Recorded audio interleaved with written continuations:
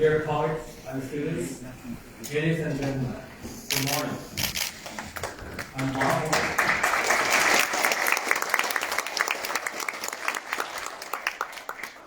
Hongwei, Vice President of Tsinghua University, and I will moderate the event today. Let me begin by extending the warmest welcome to all distinguished guests, professors, and students to this event. Welcome.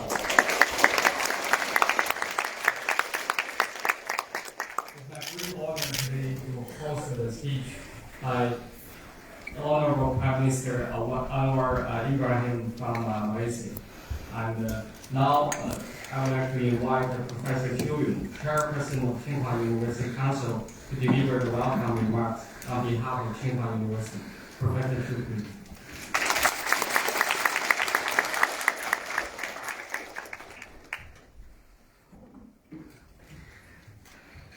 Honorable Prime Minister Anwar Ibrahim, distinguished guests, faculty, staff, students, and friends, on behalf of Tsinghua University, I cordially welcome the visit by Prime Minister Anwar Ibrahim and the Malaysian delegation.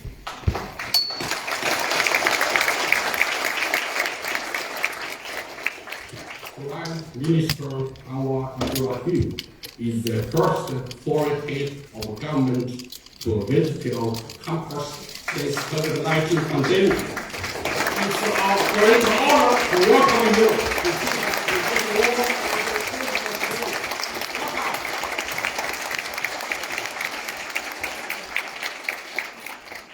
The friendship between China and Malaysia has withstood the test of time and grown even stronger. This year marks the 10th anniversary of the establishment of the China-Malaysia Comprehensive Strategic Partnership. Malaysia is one of the first countries to respond to Belt and Road Initiative and has a long history of keeping frequent cultural and people-to-people exchanges with China. Tsinghua has maintained long-term friendship with Malaysian universities and institutions. The University of Malaya, the Prime Minister Ahmad Matar, is one of the founding members of the Asian Universities Alliance, initiated by Tsinghua University, and has been actively participating in various activities. We have a large number of outstanding Malaysian students studying in Tsinghua, who are the symbol for friendship between the two countries. Just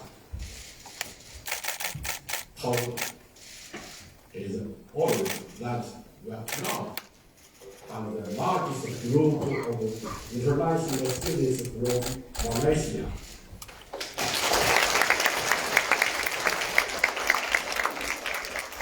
In addition, Tsinghua University and Malaysia Palm Oil Board signed the MOU on development and promotion of Malaysia palm oil biofuel technology in 2008. We have kept close collaboration on dynamic production of biodiesel, demonstration of Malaysian palm biodiesel in commercial vehicles, and conversion of palm fiber biomass to platform chemicals and biojet fuels. In December 2021, Tsinghua formulated and implemented the Global Strategy 2030, in which we put great emphasis on global engagement.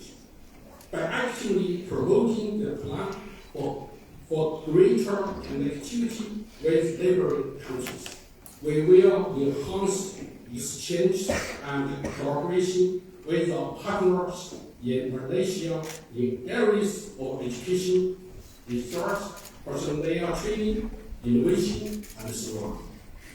Moreover, we will actively build joint programs that accelerate exchange and mutual learning among our young generations.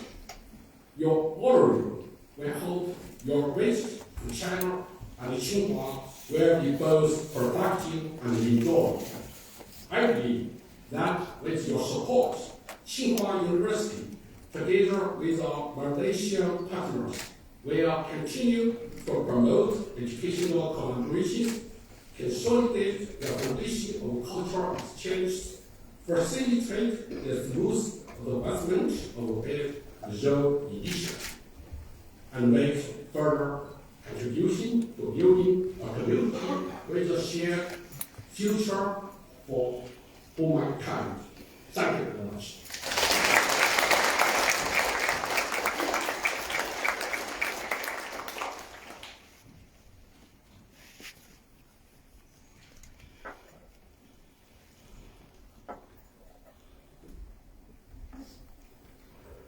Thank you, Professor Zhu. Next, I'm truly honored to briefly introduce the Prime Minister. Mr. Anwar Ibrahim graduated from the University of Malaya and has long served as a senior post in the Malaysian government since 1980, including Minister of Culture, Youth and Sports, Minister of Agriculture, Minister of Education, Minister of Finance, and Deputy Prime Minister.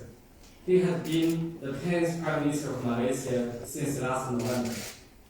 We are delighted to learn that this is his first official visit to China in his current capacity, and he has just attended the Blowout Forum for Asia Annual Conference 2023 yesterday. We believe that his visit will strengthen the strong bilateral ties between the two countries and promote more cooperation in various fields.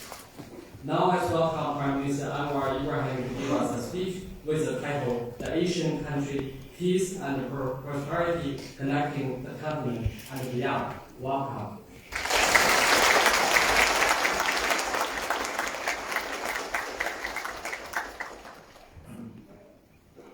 Thank you. Fellow ministers and professors and students. I think that now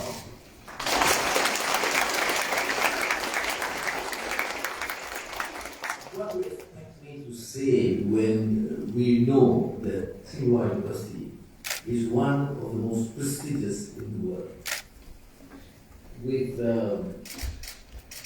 very qualified professors with impeccable credentials as researchers and scholars. And so, pardon me, because having to address prominent scholars and a great prestigious university is not an easy task. So,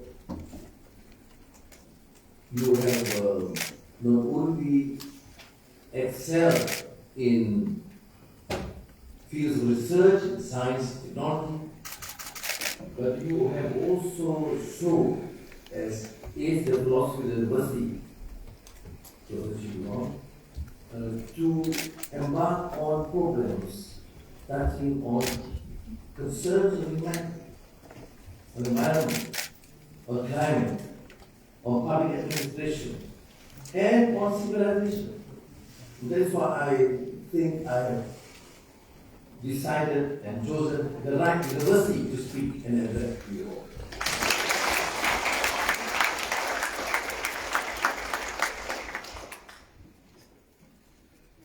Well, this university was born in 1911. I mean, these are tumultuous period, post-Boxer rebellion. And you have now shown the capacity of a university in the East, starting with China, to be able to not only compete but excel. In the past, in the last half a century, when you talk about centers of excellence, you only refer to universities in the West, could be in America, or UK, or France, or Germany. And I am proud as an Asian and as a friend of China to believe in good neighbor, to believe in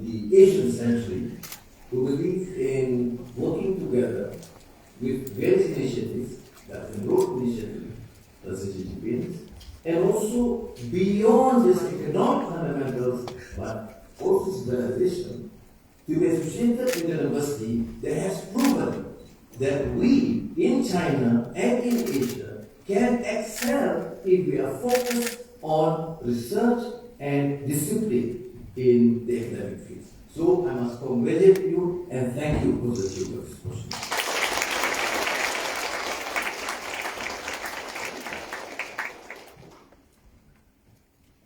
The motto in what we term as Asian values, as I think put it as either dental persons or Confucius put it as Zhongzi, forgive my Chinese pronunciation, which means the focus on humanity, on the need for caring, compassion. And this is very much espoused in the national philosophy and for the world by Professor Xi Jinping. And I, of course, attempt to formulate some ideas formally, what I call Spadani, which is in a sense also civilizational.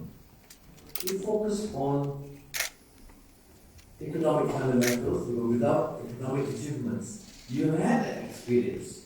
If you talk about just societal reform, egalitarianism, justice for all, but without spurring economic growth, you can't share wealth. So in the past, for example, we talk about sharing, but if you do not propel the economy, then we share poverty. We don't share wealth. So the medium term, the more practical example, the Chinese road to democracy and development and progress is to show that once we propel economic development, we show a lot of concern and effort in the field of education, in the field of health, in the field of infrastructure and culture, and at the same time to be able to alleviate the problem of poverty, which was a major issue in China half a century ago. But you have shown improvement, and I certainly believe that is a clear showcase with practical programs, with clear focus on economic reforms and quality of education. You can actually prove that we can ensure not only progress economically, but justice for all your citizens. Now we in Malaysia has been friends, collaborators in trade, in development, in culture for hundreds, if not thousands years. You remember the adventures of Admiral Cheng He? We now know why we need to rewrite history, or what we term the reconstruction of history. Because in the past, it's only the West that excelled. But we realize now that in 1453, Admiral Cheng He led the expedition and of course stopped over in the Sultanate of Malacca in Malaysia and forged a very important alliance. They are not just traders, they are also ambassadors of culture. They in fact set up settlements in parts of Java and in Malacca. That's why in Malacca we have what is called Bukit China, which is the hill, China Hill. Because remembering the expedition that goes beyond just trade and economy, but also culture and civilization. But that has been the mark of our encounter between Malaysia and China. It's always been trade, it's always been culture, it's always been civilization. I mean, Admiral Cheng He happens to be a Muslim, and of course, set up a mosque with very Chinese features. You can see there's only one exception in the entire mosque, in whole country is one Chinese mosque. So, why I'm stressing this point is that the relations has been strong for political developments with influence of the West and those days with the fear of the Chinese dominance created that sort of divide. But now things have changed. We are independent. We are independent nations. We decide what is best for our country, and we decide based on core values and principles. What are these core values and principles? Is to make sure that we have good governance and the policies that will benefit that country and the people. And there's a major challenge, and I think that happens also to be a major contribution of the Chinese leadership working together with countries in the region and in the world. I'm not suggesting, therefore, we should confine only to this region.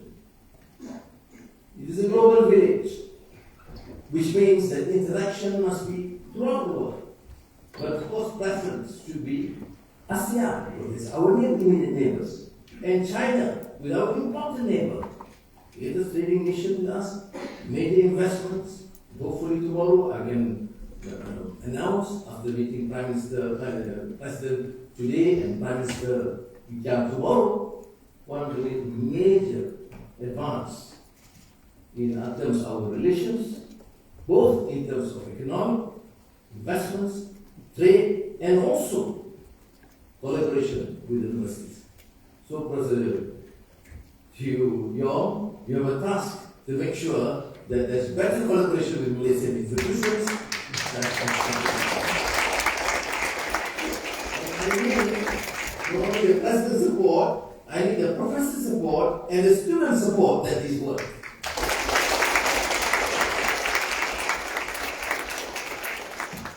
What we call this age, this post-normal times, is a period of uncertainty.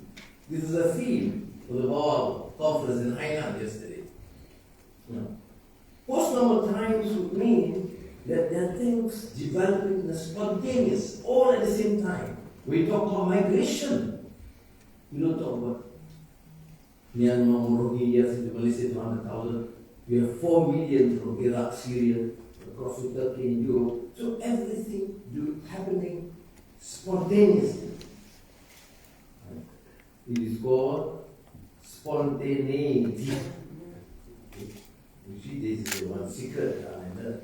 When you speak to prominent professors and brilliant scholars, you must use difficult terms. That can impress the audience. They say, never mind if you don't understand it, but it sounds right. But what is spontaneous? Spontaneity. The other is simultaneous or simultaneity. That means everything doing all together at the same time and with the large major groupings. You talk about climate change, and the university has done exceptionally well in focusing on this. The country in China has taken up these bold measures far better than many countries in Europe.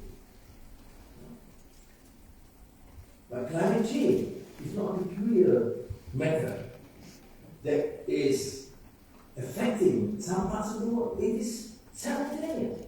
Namely, one country just can escape the calamity of the climate. Maybe one region. So, because of the magnanimity of the problem, we call it post-normal. But how do we deal with post-normal times? We cannot solve post-normal challenges, which is simultaneous, spontaneous magnanimity, with the old obsolete ways. That's why we need diversity, a center of excellence, thinking anew, provoking thought, critical thinking, deep research, challenging the established mode of thinking. What's termed as normative norms. when I take more political science, I use these terms that engineering students will have difficulty in trying to understand. You get your professors to explain a bit more later. But what I'm suggesting is, given possible times, because of the crisis, and the crisis, what crisis is it? There are civil wars. So, in a Cold War, there is climate impact and degradation, environmental degradation. There are some areas which, due to poor governance, human trafficking, massive torture. So, with this crisis, what Schumpeter, the political scientist, said as the game, what is required? Game of creative destruction. At the time when things, as W.B. Yeats, the Irish poet, say, things fall apart. The center cannot hold. When things fall apart, the center cannot hold, we need leaders with vision. Because we cannot follow the old, obsolete ways. Think anew, reflect. Who can do that? Not just politicians and statesmen. They're the scholars. The brilliant minds help game of creative destruction. When things are destroyed, things fall apart. You need to be more creative. And this is where I think Singapore is an example by excellence. I'm not saying this because I'm invited by you. I'm saying this because I know your role and the excellence of this university. When things fall apart and the center cannot hold, you need a game of creative destruction. At the period when things are destroyed, you need to be more creative.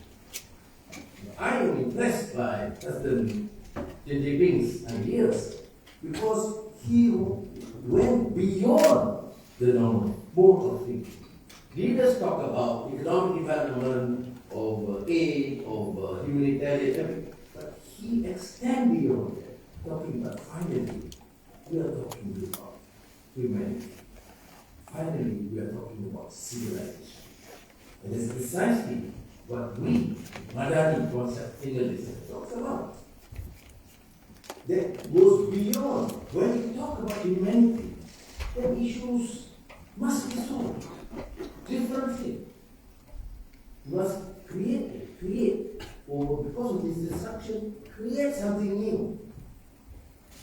Things are destroyed. You can't go and think you can solve climate challenges by continuing the old ways of producing emission of carbon emission in the old ways and trying to reduce it. It has to be more creative. Then you have renewable energy, you have green technology. I'm not an expert on this, Professor Chiu, but from the notes I read, University have done remarkably well on these subjects. Even production. So that is why I made this reference to the need to be creative and of course interconnected. How do you expect Malaysia, 32 million population, and to do everything on our own? We just interconnected. We should create something new within our capacity. We should invite investment and increase trade. We should utilize our relations, excellent relations with our neighbors, including China, through universities, through research centers, to be able to benefit from one another. You don't have palm oil, we have palm oil, for example. But we know the limits. So we need further research and we utilize the capability which would benefit us and in the process benefit China. So the interconnectedness is very important. That's why I'm proud to hear Professor Chiyong's remarks that among the international students, Malaysian students is the largest number in this university. And please do well and make sure that we are proud of you, that they see Malaysian students better discipline, better effort to excel in your education and field, and come back to serve our country to become great again.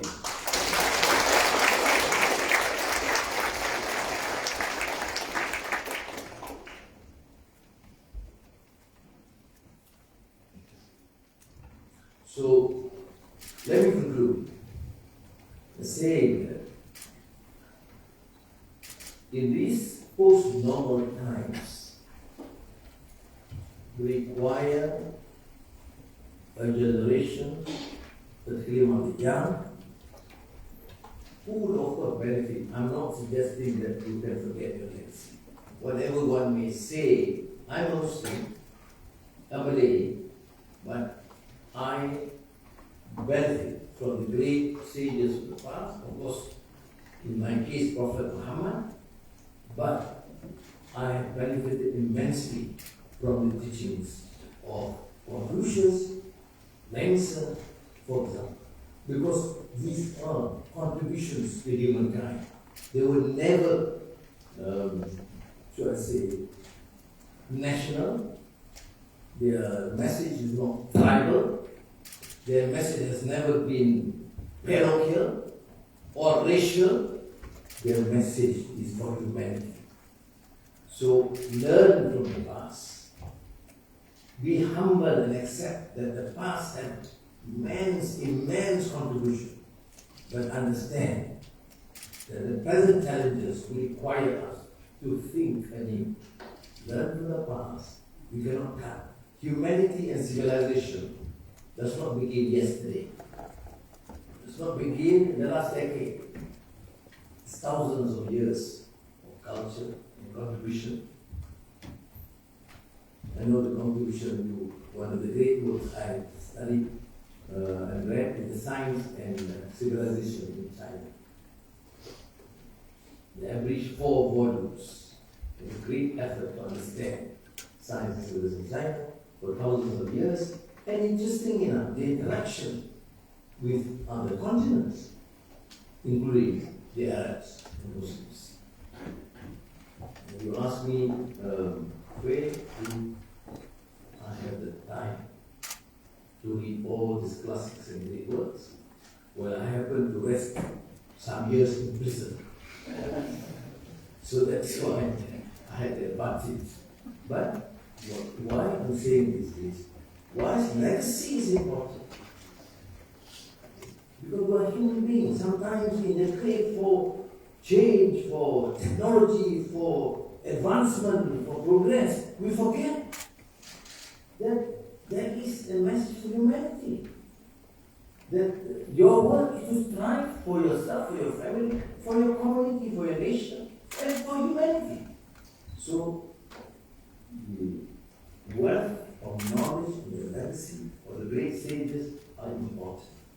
But as centers of excellence, you also need to be provoked, to be more critical, to evaluate, find new ways, because there are new challenges. You see, the new challenges that Peter Drucker talks about 40 years ago are different. People will refer to climate change in the works from 50, 100 years ago, but now it is important. We will talk about digital technology or sciences as much as it is a requirement now. So, I wish you all the best, and I'm glad, Professor Julio, that I'm here, and I'm very encouraged by what I heard from your scholars, and I would like to have your understanding too, that from now on, collaboration between Singapore and not only Malaysia but Malaysia will be further strengthened and enhanced. Thank you. 谢谢.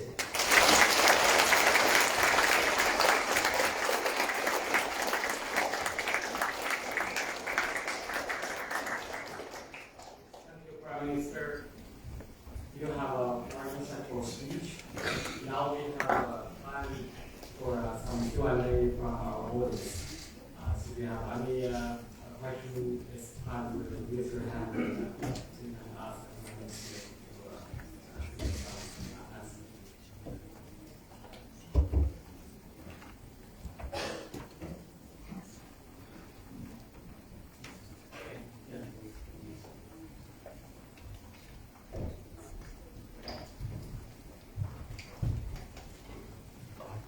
Dear Prime Minister, I am Xu Zhiwei, responsible for student affairs in Tsinghua University. Malaysia is a multi-ethnic and multicultural country. The higher education is conducted in both private and public ways. So my question is, what is the future direction of education development in Malaysia? Thank you. Well, firstly, the exchanges that we have in this university and other universities would compel us to see and determine what changes need to take place. In our university, of course, the curriculum is both the national language, Bahasa Malaysia, and English. In some universities, of course, we have Chinese or Mandarin. In English, of course, in some courses, Arabic.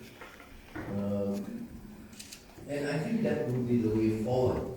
But I think in the whilst we recognize the importance of the national language, when it comes to centers of excellence, we have to be really open. If we need to be, for example, to excel because of the work in English, then the students should be encouraged to continue in English. If it is important, particularly with the rise of China and the centers of excellence and research in China, so it is a requirement for students to excel in Mandarin. So I think we should be open. Thank you.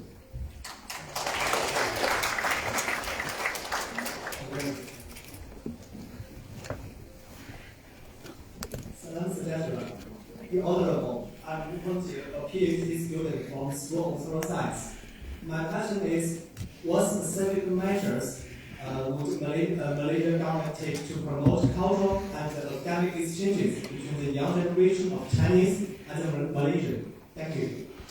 It was a good idea, and I think other than the students studying here or Chinese students doing this, what we need to do is student exchange. If you see me very international now, because I've been a student leader and I've been traveling all over the world from the time I was a first year student in conferences and marriage. You tend to understand. And you don't be walked by some kind of national propaganda that everything is bad outside, everything is good here. So that exposure, and then you start understanding different cultures, different languages, and you sense the exceptional beauty in them. So I would certainly agree with, I think we met with the president and the senior leaders of the university as an example how some programs, either academic programs, training programs, or just student exchanges. And I think there has been also the initiative by the Chinese government which we would just certainly support. In the past, the student exchanges are only with the West. I don't want to stop them. They should continue. Students should be free to learn from the United States experience and be knowledge of culture or Europe, but at the same time, we need also to have more exchanges within our region. How can we have neighbors if we don't understand each other? Neighborliness would mean understand and respect. It's very interesting because in Islam, in cultural differences, people are born in different tribes and different races, different sexes. And what does the Quran say? The Quran says differences is not for you to show discord. Differences for you to learn from one another, to know, appreciate, and learn from one another. The Arabic term is lita'arafu, so that you know, not tolerate. Sometimes people translate this as tolerate. Tolerate means you tolerate them different. No, it's knowing. The term is to be knowing in a sense to appreciate the differences. Because you are born Chinese, I am born Malay, I didn't choose to do so. I mean, this is what we believe. We were created like that. divine wisdom and created differently. So why should we quarrel? We appreciate certain things. I have children. One of my child is married to a Chinese, American Chinese. One is married to a Japanese. And I think I benefited immensely because one talks about Chinese food, one talks about Japanese food, and one we talk about Malay food. So we benefit. I mean, food is a simple example, but then we understand in this sort of extent. For Malaysia, it's more important. Malaysia is a multiracial country. The majority of us are Muslims, and we call the Malays and the indigenous tribes. But we have a large number of Chinese, ethnic Chinese, and 10% or 30%, 8, and then 10% ethnic Indians. And then we have the tribes too. I mean, like China. You see, China is not homogeneous one race or one culture. But if the attitude is to appreciate, know one another, respect, then we can live together. Of course, we will have to encounter some problems, because there will be people who are using this tribal code or racist code or antagonism. But if this is a right understanding, then you realize our duty as human beings, more than the citizens, is to know, appreciate, ta'arafu one another. And if it means those extended among students, which is a good start, governments must encourage and support such programs.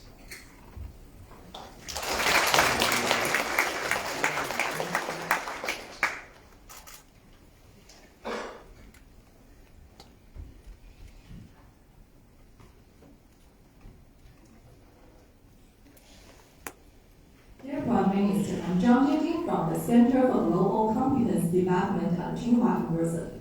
I know that you have always been very concerned about the issue of youth development.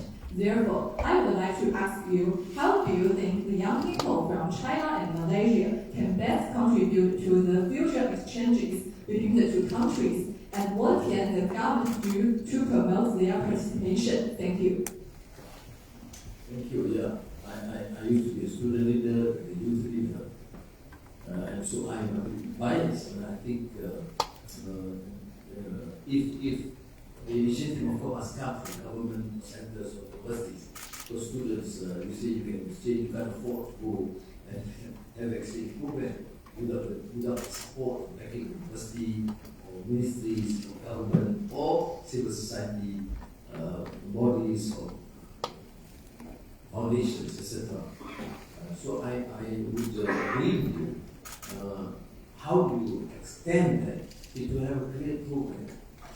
I think, we have done it, but we probably some other way. I would encourage, therefore, even my government, important ministers are all here, to do more in encouraging exchanges. Sometimes even within a country, there are very poor exchanges. We acknowledge. I happen to grow up in a very multiracial environment. But I know my friends, some of them grew up only purely ethnic Chinese or purely ethnic Indian. So that mindset is a bit different. So it's our duty, therefore, to make sure that they engage within the country, within the region, and within the international community. That's it.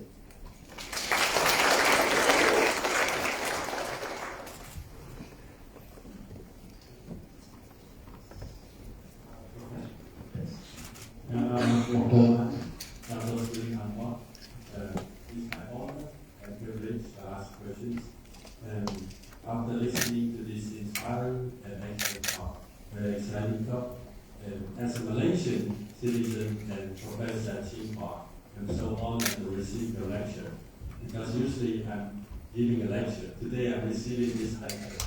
So I learned a lot, and I've been thinking, because I've been staying in US for about 18 years before I came to China, and I've been staying in Tsinghua for about 30 years outside of Malaysia.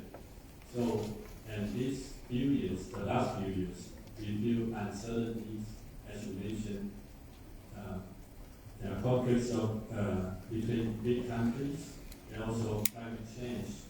So at times we feel that we are helpless to the global interaction and communication seems to be threatened by these uncertainties.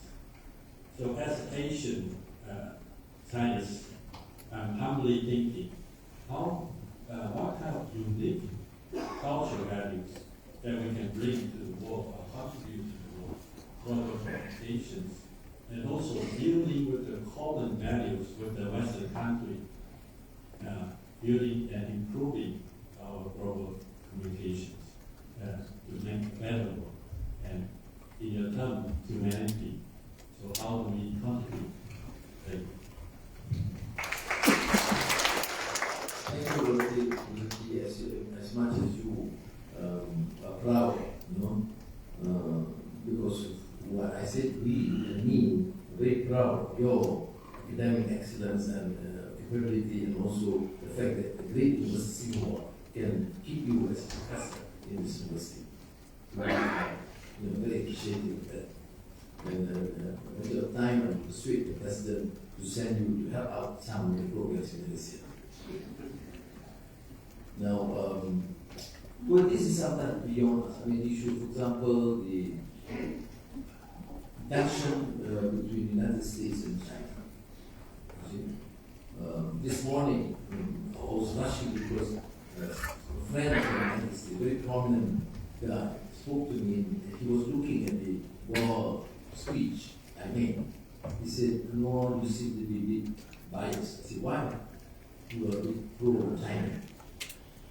I said, "What did I say wrong?" And I said, "I agree with the initiative by President Xi to broaden organization. I didn't say that I'm against it, but we have to follow.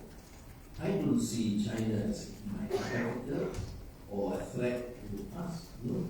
Yes, we have many things we agree. There are a few things we disagree as nations. So, I mean, but it's of course warning, because if you take that position, I mean, China is an important neighbor, trading, major investment nation. But United States, I mean, as a country, is a friendly nation to us. We are a small country. But nobody should dictate us. As an independent country, we have to decide what is best for our country. And since there is no outright threat from China, we are happy to be a good neighbor, to be friendly, to benefit from their success. And if the United States wants to contribute, fair. But as I said to my friend, I said, nobody should dictate us. And we should maintain this organization, particularly ASEAN. Because ASEAN was set up as zone, free, and neutrality. So, what the world can do is to appeal for sanity, for reason, because any impending conflict, and like, for example, Russia-Ukraine war, is affecting the entire world. So, what we can do is to make sure that we keep our region safe and interact with the international community and avoid this.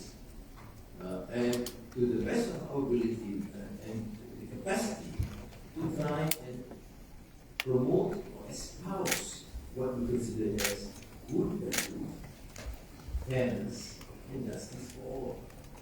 Can we stop all the skirmishes? I think we have a limit. But am I pessimistic? No, I'm not. By nature, I'm not pessimist. I'm optimistic. Because finally, it is important for China. It is important for the United States too. But they must understand that the international diplomacy has changed. No country can dictate. People want to assert their own independence and to decide what's best for themselves. And I think it's important the period of colonialism, imperialism, neo-imperialism is gone. And countries, and the new generation, like the new generation also, we want to be free, we want to be independent. We don't want people to dictate what to do, what not to do. Your country must. That's my response. Thank you.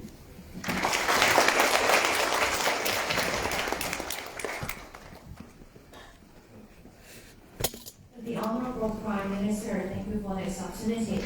I'm Yang Qingyuan, PhD student from Institute of Education. So today I have a question is, what's the potential policy to Malaysia have to attract more people to study there? And will there be more education cooperation programs between China and Malaysia? Thank you.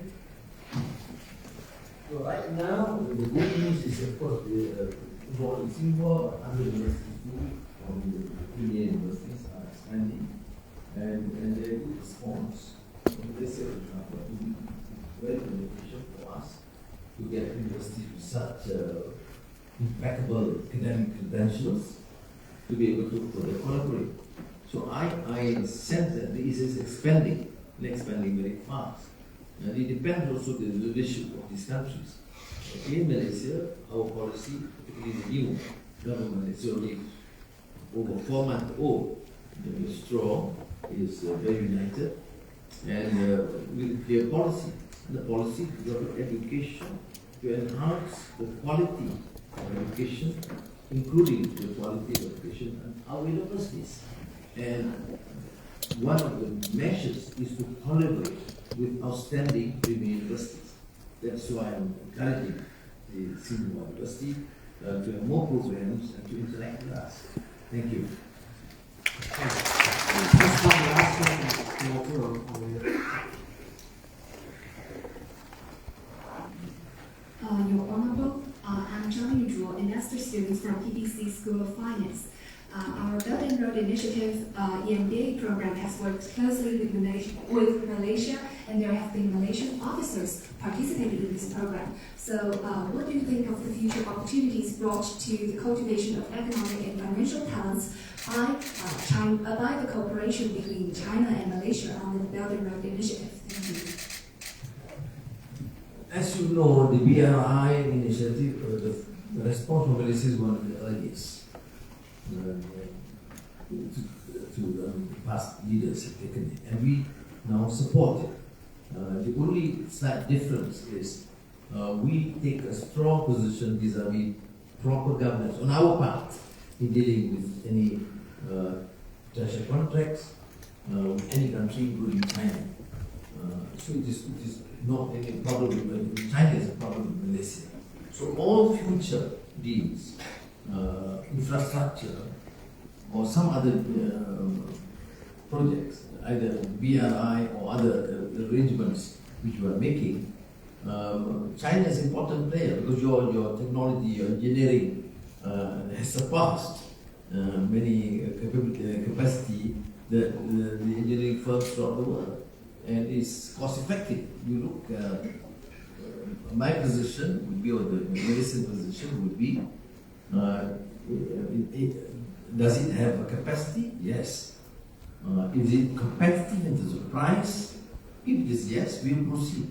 And as the international trade minister announced last few days, that for tomorrow we will make major announcements on some of the major measures that fits with what you're thinking. That BRI and the related things, due to our very good relations with Malaysia and China, and the track record in Chinese companies in Malaysia.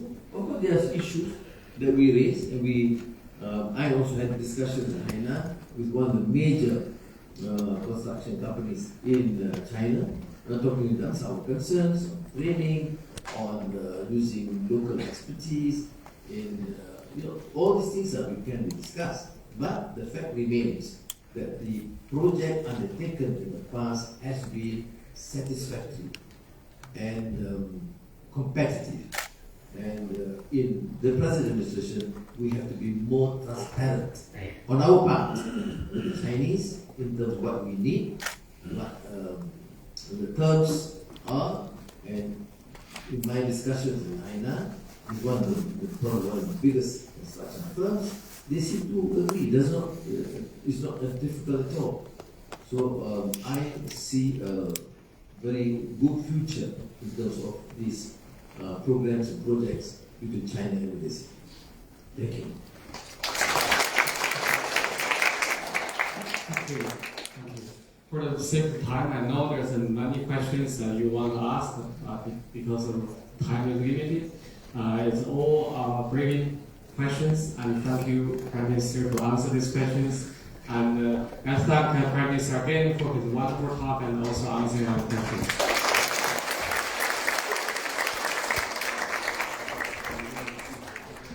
Wait for a moment. We are going to have a panorama group photo together.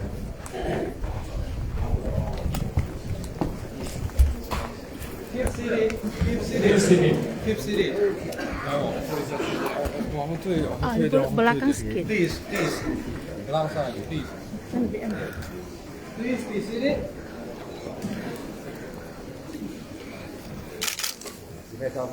好。汪老师招呼一下吧。汪老师招呼一下吧。Looking at the camera, please. 对，汪老师，那看这个，你招呼一下。Looking at this camera, please. Thank you.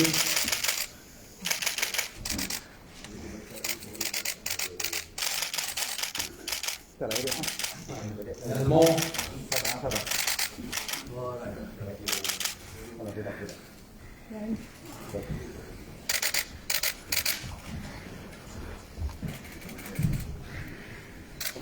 Okay, thank you.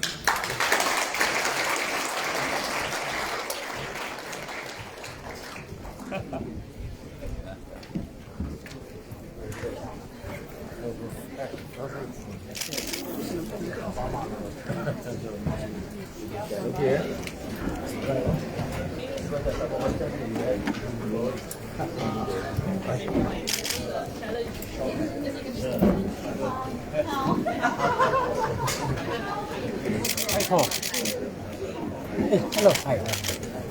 Sorry, myself.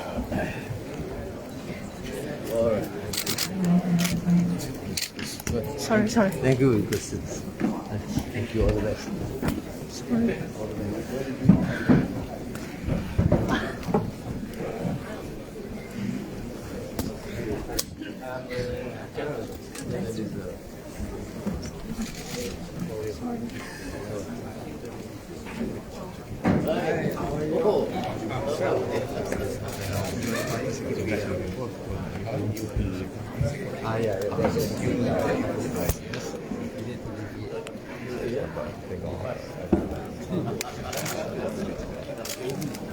Please.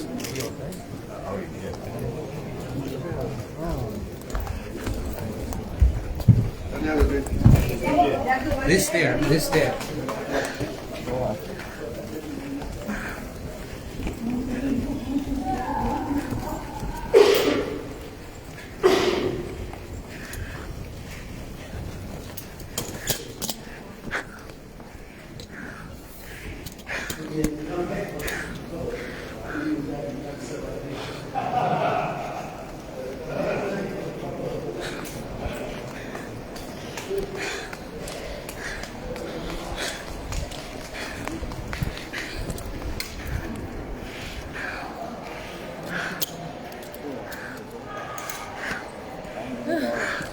입을 열 때, 라이브, 새우.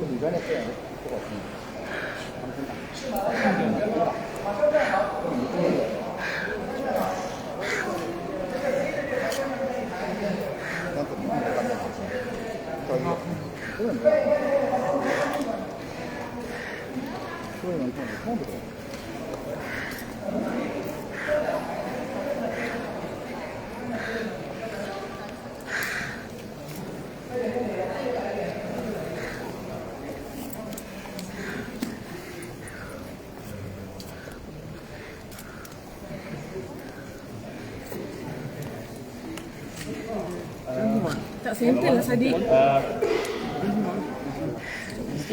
Excuse me, sir. Sorry. Dr. Sri Center. Dr. Sri Center. Bos, terima kasih bos. 往中间移，请往中间移。Dr. Sri. Lagi.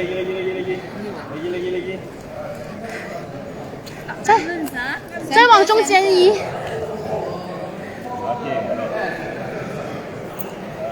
左边有些学生要往右边站，不平均。Dia cakap Cina pun dia tak faham. Ya, mereka tak ikut saya. Baik. Oi, macam kita kena kat airport lah.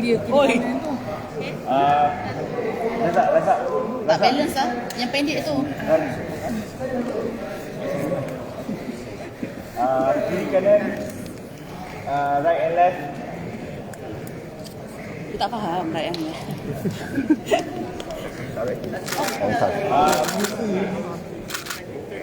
Please, for a while. Thank you. 1, 2.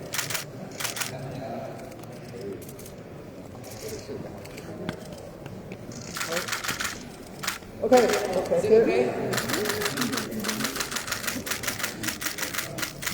Whoa. Hello bro, alamak. Oh. Excuse me.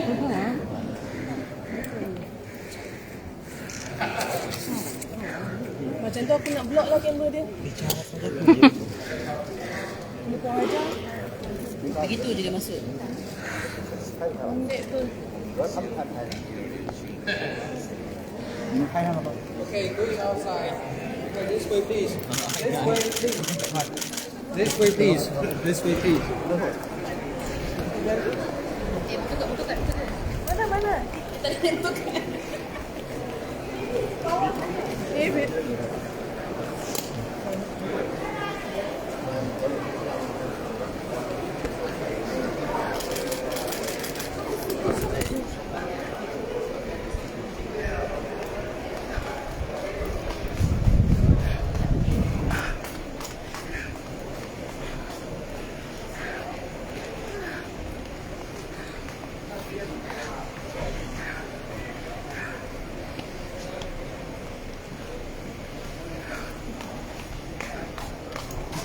Được lah.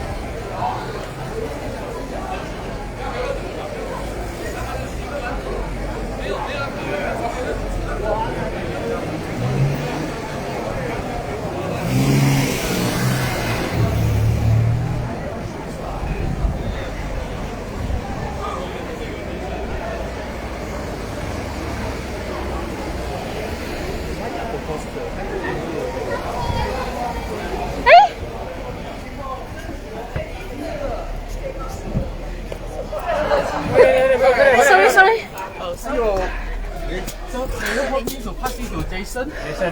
Yes. Thank you.